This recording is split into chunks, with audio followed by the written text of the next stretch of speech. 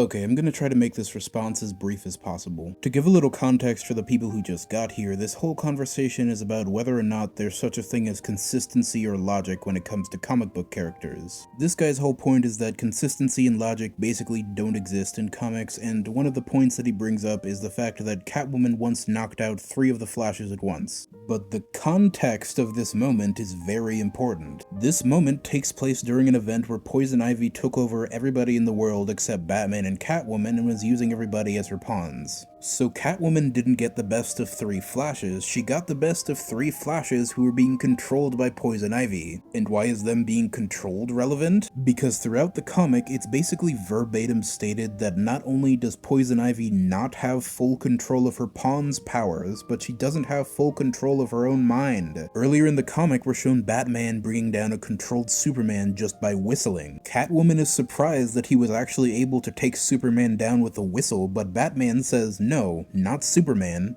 Clark knows when to listen and when not to listen. This clarifies that Ivy does not have a full grasp on Superman's powers, because if Superman was in control, this wouldn't have worked. And as for Ivy's mental state, she's really not stable. She outright states that she's distracted because she has to deal with Batman and Catwoman while controlling billions of people, something she isn't used to doing. It's also stated and shown that she's distraught because of some people she killed before this started and a kid she killed when this all started. Her overall mental state, her inexperience with these specific superpowers, and the fact that she's spread thin across the entire planet makes this moment make perfect sense. And I know you made the argument that she was in full control of the Flash's powers because she used one of the Flashes to deflect one of Batman's punches, but that doesn't make any sense. These two moments aren't remotely the same. Simply moving a speedster straight from point A to point B to act as a glorified punching bag isn't at all the same as using 3 different speedsters at once to try and counter the skilled fighter's moves. Especially, again, considering the fact that Ivy is controlling billions of people and doesn't know how to use speedster powers, since she doesn't have experience with them. In short, this example does not back up your claim. Ivy's mental state, inexperience, and severe multitasking make these moments completely reasonable.